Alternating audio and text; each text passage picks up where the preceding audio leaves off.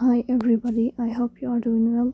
Today we'll talk about how to fix or how to solve the problem of Motion Ninja. We click on settings.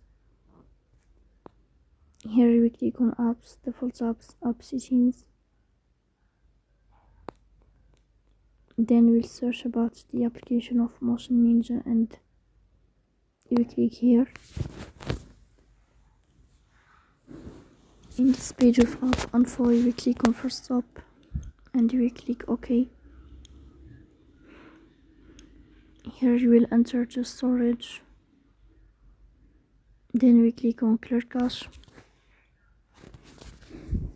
In the end, you will turn off your phone and you will restart your phone again to fix that problem. So please don't forget to press the bell icon and subscribe. See you next time.